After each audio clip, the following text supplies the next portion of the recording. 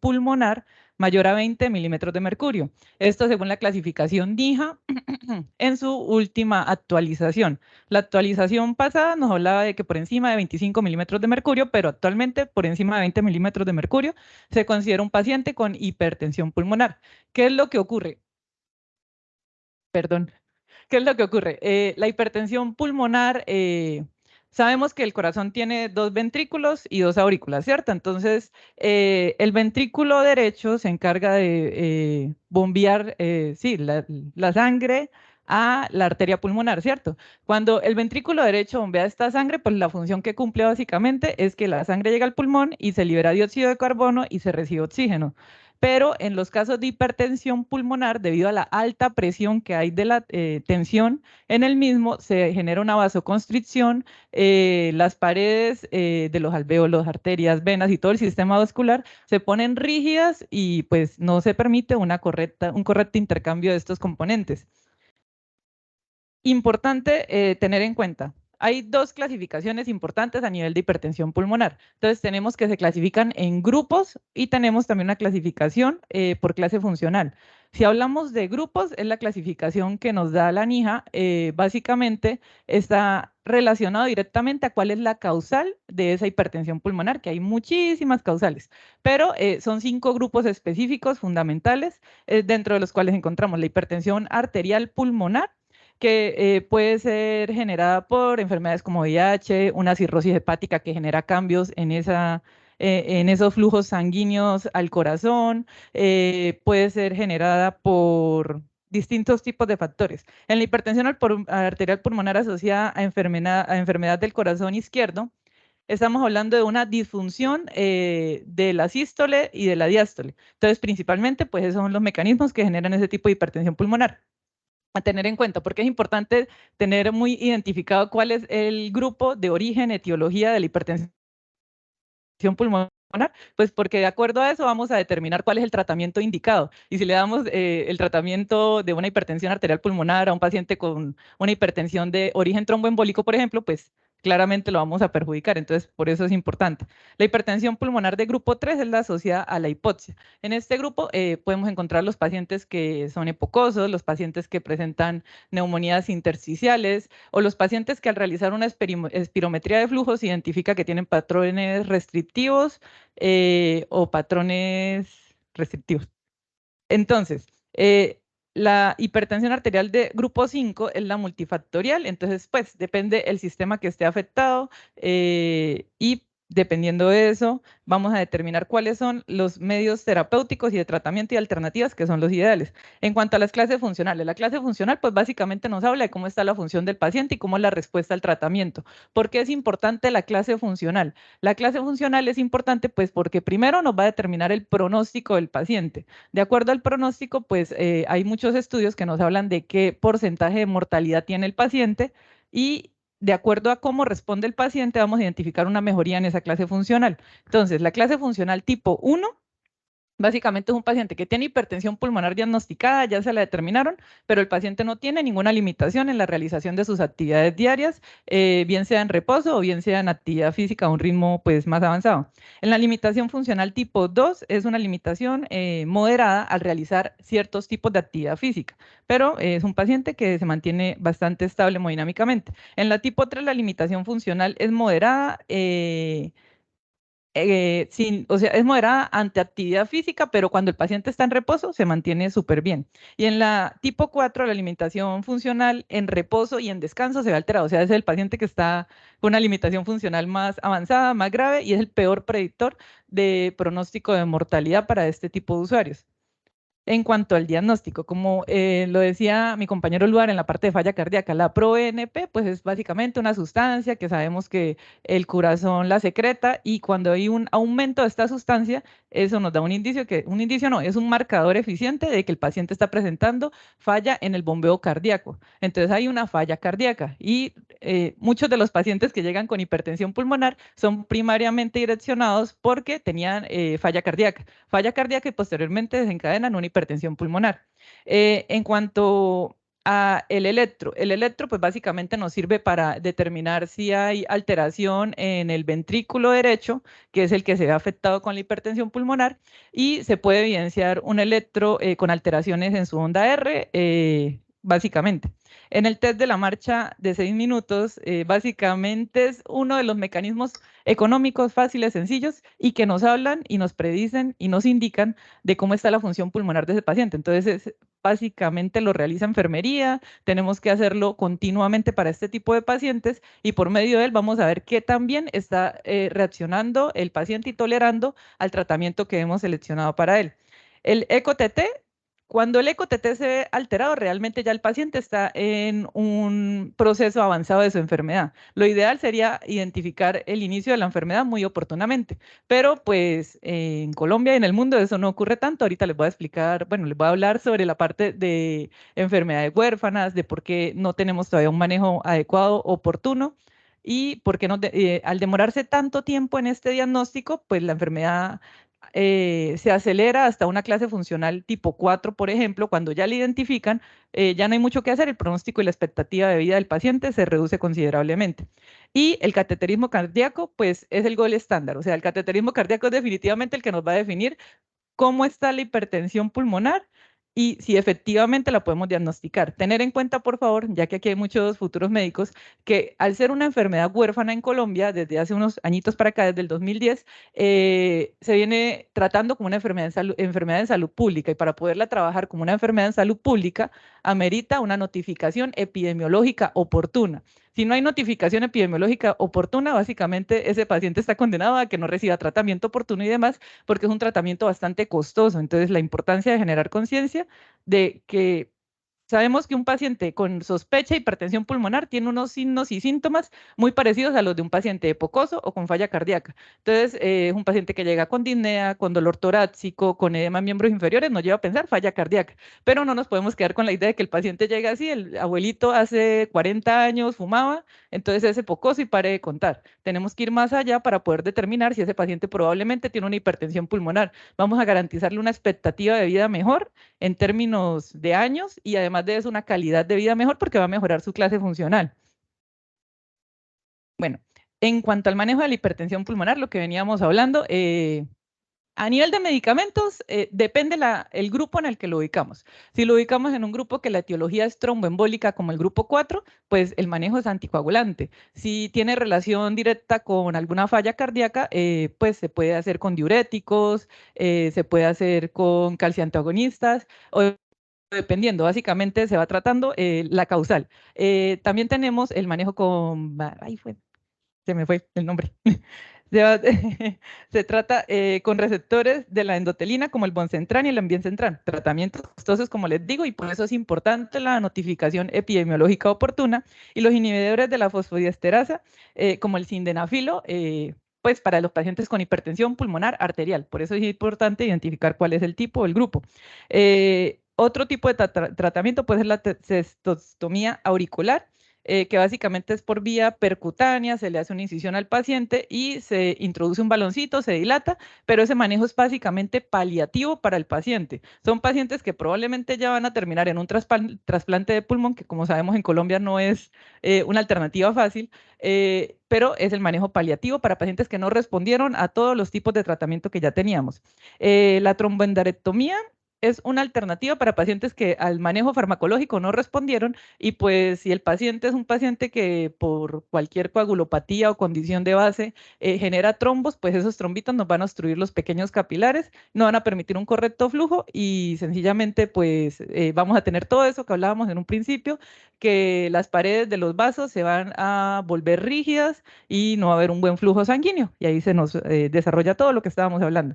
La angioplastía percutánea y por último el trasplante de pulmón. El trasplante de pulmón básicamente es el indicado para usuarios que llegan a una clase funcional tipo 4 y no responden al tratamiento. Es el de última elección, pero también está contemplado. Bueno, lo que hablábamos del pronóstico de los pacientes. Según lo que nos muestra la literatura en España, es un lugar donde han ahondado bastante en el manejo de la hipertensión arterial pulmonar y la hipertensión pulmonar. En España se viene trabajando en esto más o menos desde 1957 y ellos tienen una legislación, una normativa para creación de unidades de hipertensión pulmonar.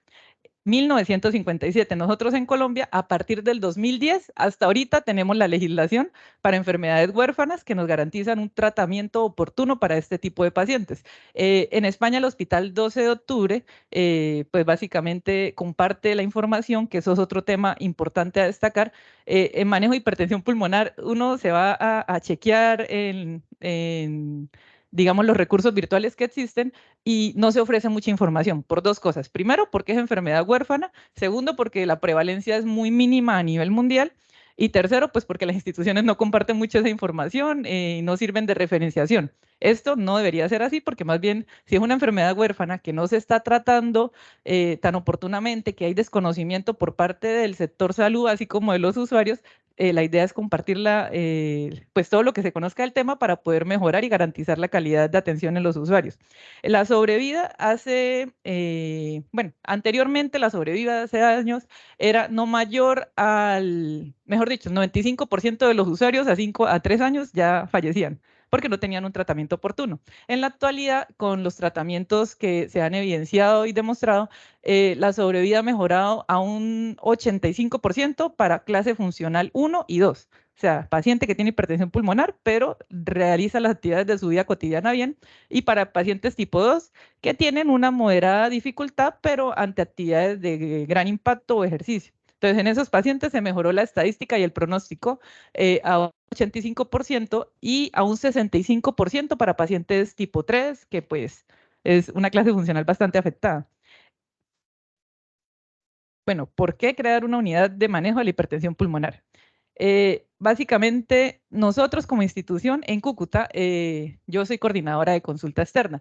El área de neumología solicita el apoyo y estamos revisando el tema porque se busca garantizar y crear una unidad de hipertensión pulmonar que no existe.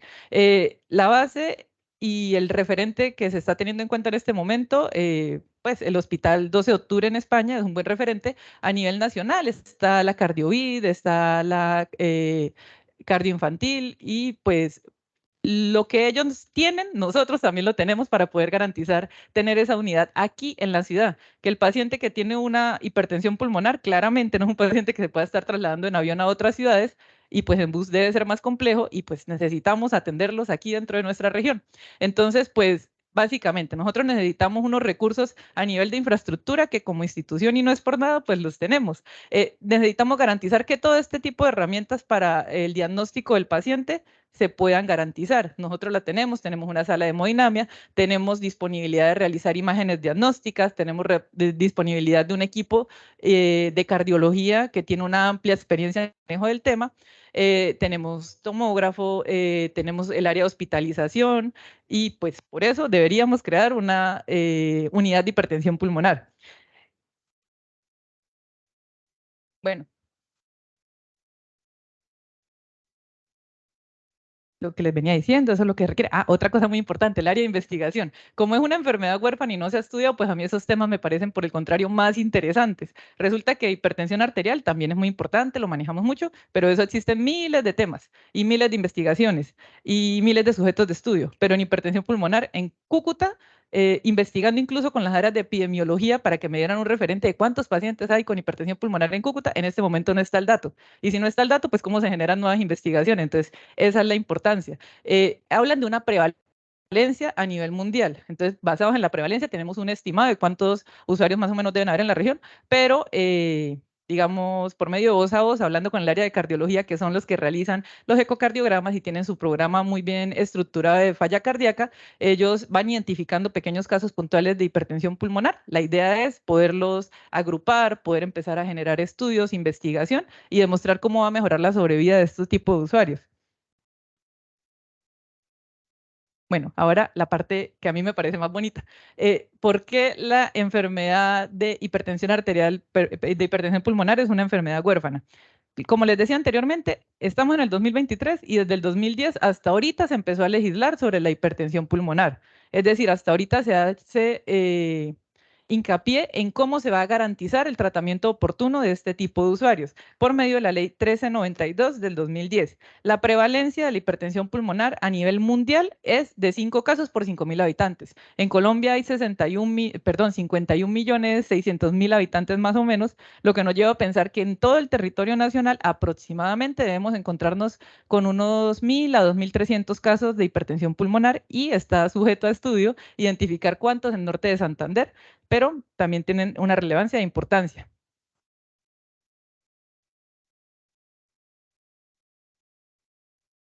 Bueno, y por último, como les digo, ustedes son médicos, futuros médicos también, pero pues aquí metemos un poquito la parte de enfermería. Resulta que nosotros como enfermera, yo sé que de pronto algunos no conocen del tema y por eso me gusta podérselos expresar y compartir. Nosotros hacemos parte de un equipo multidisciplinar muy importante, muy chévere, muy interesante, pero como enfermeras también tenemos teóricas, también manejamos modelos y todo eso es lo que digamos es nuestra fuente del conocimiento. Entonces, en el caso de la creación de este programa o esta unidad de hipertensión pulmonar, como enfermera también le quiero dar el enfoque de enfermería, ¿cierto?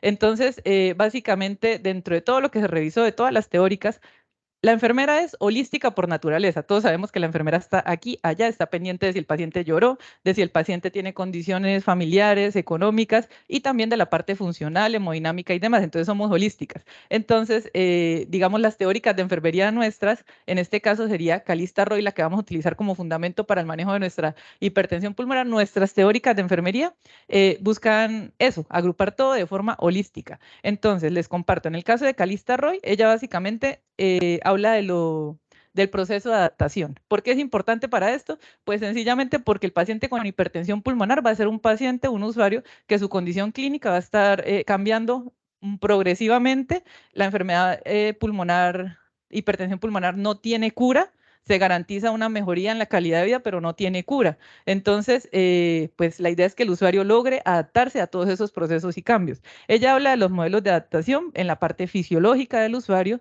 tiene que haber una adaptación por parte de él a todo lo que está ocurriendo, los cambios fisiológicos en su vida. El modelo de autoconcepto, en la parte de autoconcepto, lo que le digo, para nosotros como enfermeras es importante que aparte de que logremos rescatar la parte fisiológica del paciente y su salud, también su parte emocional y la salud mental se vea trabajada, ¿cierto? Entonces, como institución, otro punto que tenemos a favor como Clínica Médica del Duarte, manejamos un grupo integral. Nosotros tenemos área de terapia de rehabilitación, manejamos psiquiatra, psicólogo y todas las herramientas que garanticen que integralmente ese usuario mejore su calidad de vida. En la parte del modelo del rol, hay varias teorías de enfermería, pero esta teoría es bonito porque le hace asumir al usuario un rol importante en su proceso de autocuidado. Sabemos que los usuarios que no se adhieren a los procesos farmacológicos, a los tratamientos y a los manejos, pues nunca van a mejorar. Y en este caso es sumamente importante. Entonces, en este caso necesitamos que el usuario tome un rol y pues como enfermeras tratamos de concienciar a los usuarios para que se adhieran y no se salgan de lo que está estipulado para garantizar su calidad de vida. Los procesos de adaptación, básicamente hay una adaptación regulatoria, que esté el usuario constantemente regulando todo lo que va cambiando en sus factores para que logre garantizar su mejoría. Una adaptación cognitiva, ahí las enfermeras siempre sabemos que somos muy educadoras, y una adaptación conductual. Y como enfermera, que también pues yo me siento muy orgullosa de mi profesión, me gusta mucho, sabemos que somos un equipo multidisciplinar y todos somos muy importantes, podemos ofrecer al manejo de esta unidad de hipertensión pulmonar una mejoría en la calidad. Tenemos una función también educativa y también asistencial. Hay que educar a ese usuario para que él se adhiera a los procesos y de verdad genere conciencia. A nivel administrativo, pues nosotras somos las encargadas de estar direccionando cada detalle para que este proceso se logre cumplir a cabalidad. Detalles tan sencillos como hay que hacer esta notificación, esto ya no necesita MIPRES, toda esa parte administrativa la vamos organizando nosotros. Investigativa y documental, lo que les digo. La parte más importante de todo esto es que si es una enfermedad huérfana, no porque sean poquitos, los vamos a dejar desatendidos. Más bien por el contrario, es una enfermedad que no se está abordando tanto y que merece ser atendida. Tenemos, esperamos, en territorio nacional de 1.000 a 2.600 casos no sabemos cuántos hayan en Cúcuta, vamos a empezar a trabajar en eso. La idea es que con el favor de Dios, al próximo simposio que asistamos, ya tengamos un inicio de este proceso de generar una unidad de hipertensión pulmonar que nos va a beneficiar a todos como comunidad, ¿cierto? Y empecemos a generar esa tarea investigativa, que por medio de esa tarea investigativa a futuro logremos garantizar la mejoría en la calidad de estos usuarios que por ser enfermedades huérfanas pienso yo que están desatendidas y merecen aún más estrategias por parte de todos nosotros como personal de salud. Esto básicamente dice, las personas con sistemas holísticos de adaptación son el centro de atención en enfermería. Lo que les digo, la enfermera ve al ser humano, al usuario, al paciente, de una forma holística. Una unidad nos reúne todas los componentes que les hablo y por eso es que lo vamos a trabajar de esta forma. Muchas gracias.